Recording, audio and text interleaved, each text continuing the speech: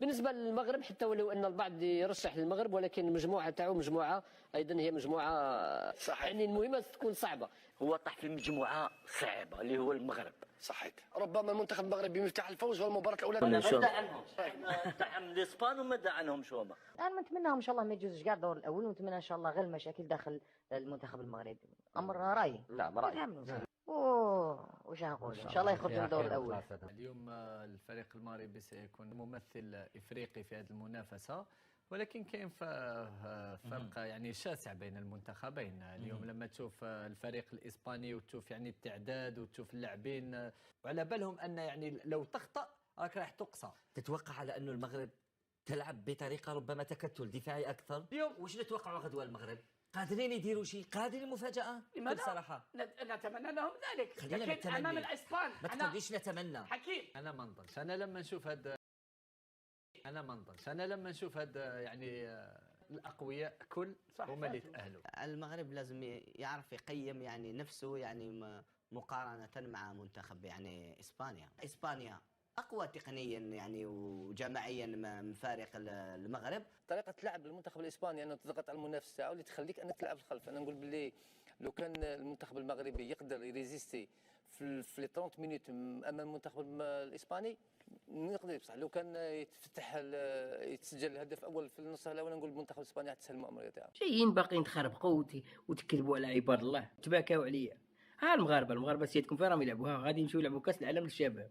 عطيونا تونس والجزائر فين راهم؟ عطيونا المنتخب التونسي والجزائر فين راهم؟ ها المغرب غادي يواجه اسبانيا ويواجه البرازيل والمكسيك داخل فيهم صباط. ما بالوش يواجه اكبر المدارس. تعرف اكبر المدارس باش تواجههم هادو؟ لو كان حنا غادي نواجهوا اسبانيا والبرازيل والمكسيك كنا نطبلوا طوال، ولكن وهبي داخل صباط. انتم تفرجوا سيادكم غادي يلعبوا في شيلي. ونتمنوا لهم ان شاء الله التوفيق. وهبي ما تخاف حتى بحاجه مع اسبانيا كاع كيف انت عندك لعابه في المستوى العالي اطحنهم ديريكت، ادخل فيهم صباط. شفت الناس اللي غادي تلعب وانت ما عندكش حتى منتخبات، ما عندك والو، حتى حاجه ما كاينه في كاس العالم، وباغيين طالبين وكذا منا وغادي تجول دوله اوروبيه. راه هذه دوله اوروبيه شرف فرق وغاديين. المنتخب المغربي اللي اقل من 20 سنه يعني منتخب مليح، بصح المدرب ناقص. الماتش ديالهم الاول بالاحد مع اسبانيا، المنتخب المغربي مع البرازيل الخميس، هادو الزوج ديالهم صعاب. مع اسبانيا مع البرازيل صعب بزاف، صدقني غير صعب. المغرب مع المكسيك بالسبت 4 اكتوبر قادرين يتاهلوا الدوزيام تور كيما قادر. هاي باينه سيلغيها يا ودي وليها. واش راح دير هذه؟ قال لك المدرب ناقص. انا ما على باليش، مي هما قالوا المدرب ماشي مليح. على كل حال كي تبدا الكاس العالم هذه نشوفوا واش كاين. والفريق الوطني المغربي في المجموعه كانت في المتناول المجموعه، في المتناول ايه في متناول المشاهد كريم، الى جانب البرازيل اسبانيا والمكسيك. ديك اللي كنسموها مجموعه مسدوده ما فيهاش. مسدوده هو المجموعه اللي صعيبه بزاف. دي زيكول هادو ابطال القارات. وي وحده الكونكاكاف شامبيون دوروب وشامبيون وشامبيون ديال سميتو البرازيل والمكسيك والاسبان. دي زيكول مونير وفي واحد لاج اللي هو لاج كيف كنقول انايا هذيك ال20 هي اللي فيها لاعبين اللي تيكونوا متمرسين خبره اللي بغيتي. انا واش نسولك على رايك في المجموعه ولا نعطيك شنو واحد القراءه في السؤال ديالي؟ لان كاين جوج ديال من البارح كاين داك الاحساس واه مجموعه قويه هذا، وكاين داك الشق الثاني اللي فيه شويه ديال الايجابيه ديال اودي لك انت غتمشي باوفان ديالك كتلعب كاس العالم. ما كاين ما احسن من هذه المجموعه هذه في الدور الاول مثلا.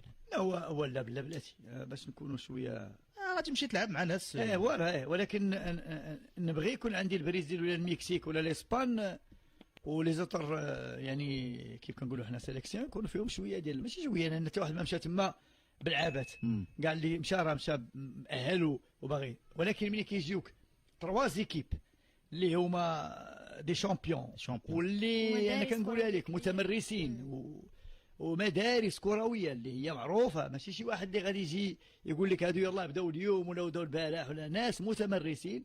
شويه الامور تكون صعيبه عليك، لانه شفنا حنا كيفاش كندوزو وشفنا في كنلعبوا، وشفنا لو نيفو ديالنا ديال ايفان مؤخرا، وشفنا الفراقي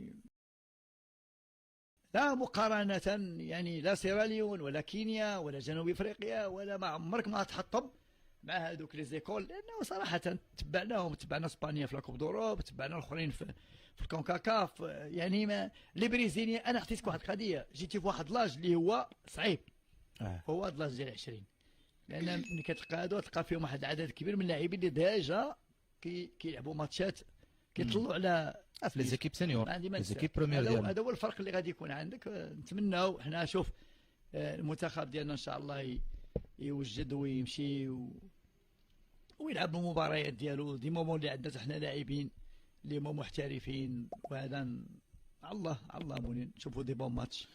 حاسبينها زريبه، داخلين بلا فيزا باش يمشي ينعس له فوق هذاك الكازو ويتبرع له، يفوتك لاكوب دافريك على ظهر الشعب. ياك ما هذيك الدوله ما خاسره الملايير باش انت تجي تنعس وتمشي تروح. يديروا لك الفايت زون، يديروا لك فين تتفرج، يديروا لك يديروا لك الاخر غراتويت، هذاك الشيء كلشي غراتويت. ياك اللهم تدخل تحط فيها الفلوس، واللهم تحطوا فيها الدراهم. هذا الملعب راه خاسرين عليه الملايير باش تجي انت قراينك هذه الفيزا الكترونيه ودخلها البيات راهم طالقينهم. دخل دير الطابور، موالفين ديروا الطابور، ديروا الطابور. المغرب يستعد لاحتضان كأس إفريقيا في ملاعب عالمية. يضع المغرب لمساته الأخيرة قبل افتتاح جميع الملاعب التي ستستضيف كأس إفريقيا نهاية العام الحالي، وفي مقدمتها ملعب طنجة الكبير الذي حظي بزيارة رئيس الفيفا جياني إنفانتينو. وقبل أسابيع فقط افتتح المغرب ملعب مولاي عبد الله في حلته الجديدة، ليصنف كواحد من أجمل الملاعب في القارة الإفريقية. والآن تستعد باقي الملاعب المغربية للظهور في أبهى صورة من أجل تنظيم نسخة استثنائية من الكان، والتي من المنتظر أن تكون واحدة من أفضل الدورات في تاريخ البطولة. الجماهير المغربية والإفريقية على موعد مع بطولة كروية لا تنسى بملاعب وتنظيم عالمي للمملكة المغربية، والتي أصبحت حاليا تمتلك بنية تحتية متطورة على جميع المستويات، خاصة جودة الملاعب. شاركونا رأيكم وآرائكم من خلال التعليقات.